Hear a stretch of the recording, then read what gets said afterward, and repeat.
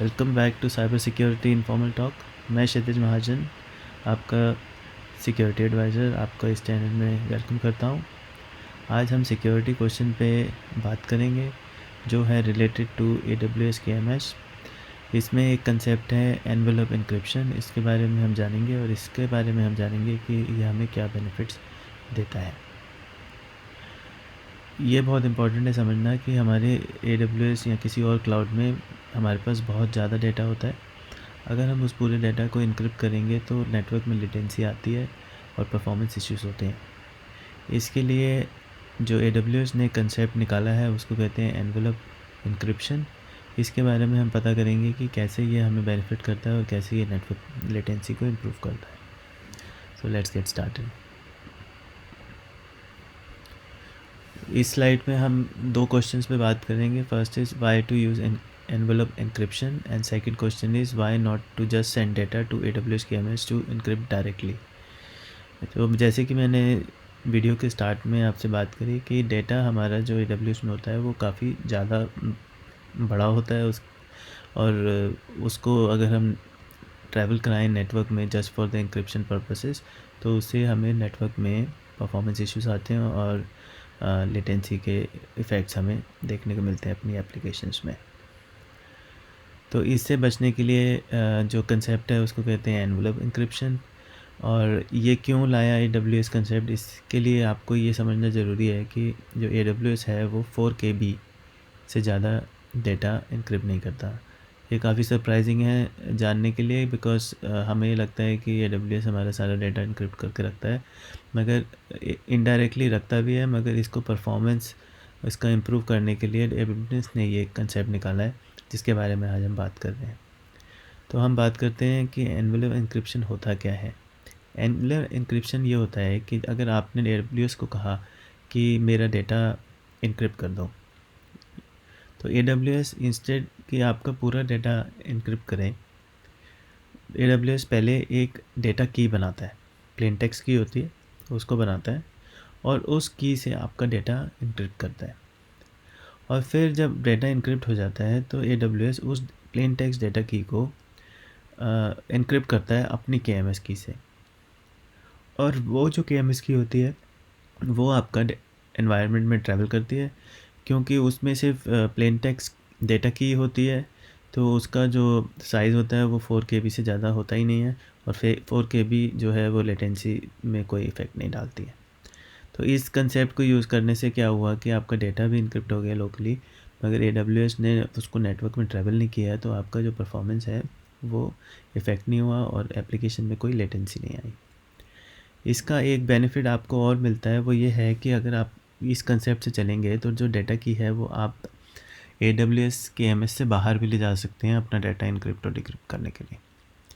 ये काफ़ी इफ़ेक्टिव है, क्योंकि समटाइम्स आपको ऐसा सिनेरियो मिलता है जहाँ पे आपने for an example encrypted data किसी थर्ड पार्टी वेंडर को दिया, और उसके बाद आप अगर ये डेटा की उसको देते हैं तो उसके थ्रू वो डाटा डिक्रिप्ट कर लेगा आउटसाइड AWS, इंस्टेड कि आप उसको AWS में अपना पूरा एनवायरनमेंट का एक्सेस दो। अब इसको कंसेप्ट को यूज़ करने के लिए प्रेफर यही है कि कस्टम मैनेज्ड की हम KMS में यूज़ करें, और उसका ये बेनिफिट और है कि अगर आप कस्टम मैनेज्ड KMS की यूज़ करते हैं तो आपको उसकी परमिशंस एंड पॉलिसीज़ पे ज़्यादा कंट्रोल मिलता है।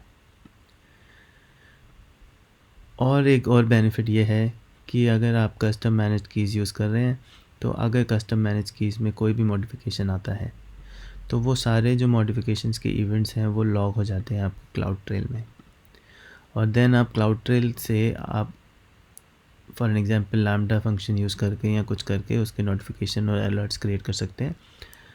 तो मेनली आपको बेनिफिट ये मिलेगा कि आपके जो ऑडिटिंग प्रोसेस है उसमें आप अगर कस्टम मैनेज्ड कीज़ यूज़ कर रहे हैं तो आपके पास लॉग सारे क्लाउड ट्रेल में आएंगे। उसके बाद अपने यूज़ केसेस के बेस पे आप अपने अलर्ट्स और मॉनिटरिंग डैशबोर्ड्स क्रिएट कर सकते हैं।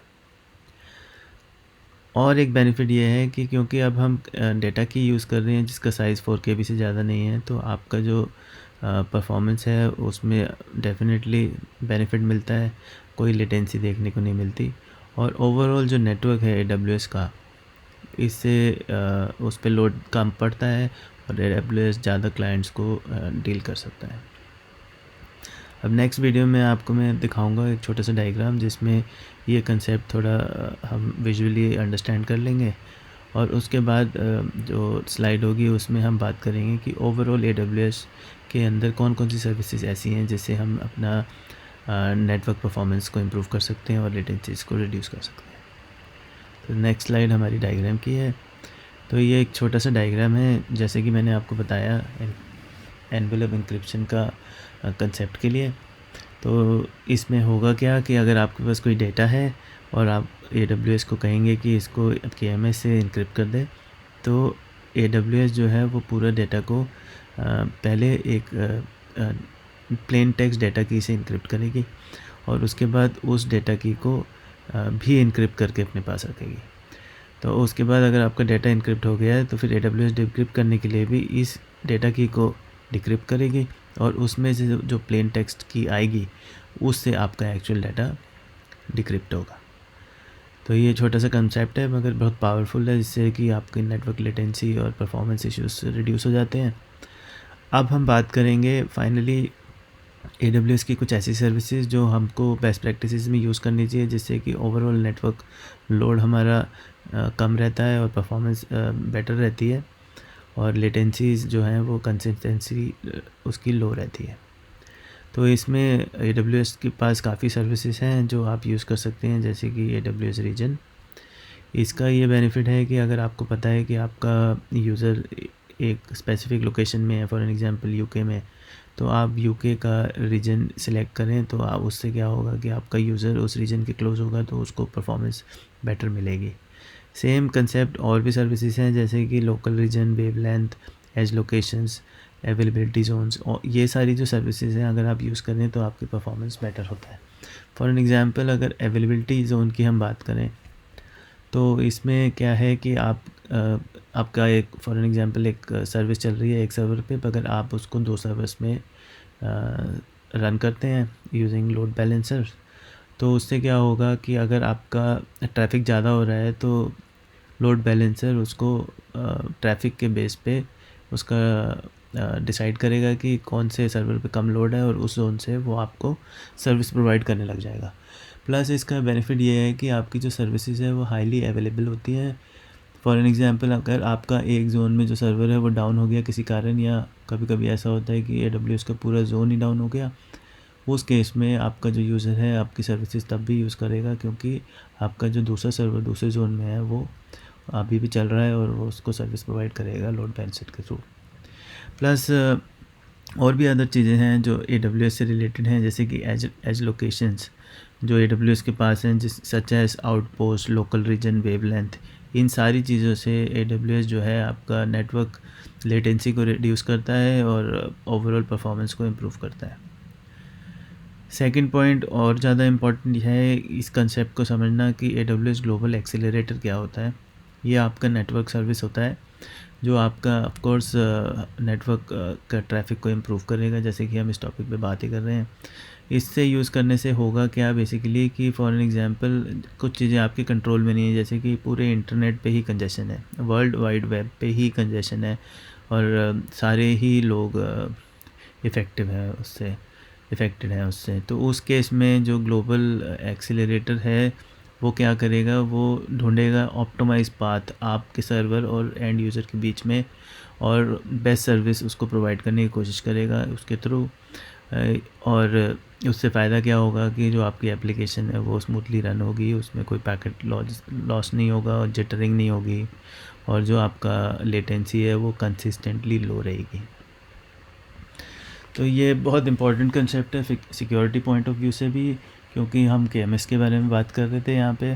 मैंने ये वाली सर्विसेज इसलिए इस वीडियो में इंक्लूड करी क्योंकि ये भी लेटेंसी से रिलेटेड थी, तो मुझे लगा कि अगर ओवरऑल पिक्चर हमें दिख जाए कि हम लेटेंसी कैसे इंप्रूव कर सकते हैं AWS में, तो अच्छा वीडियो बन सकता है।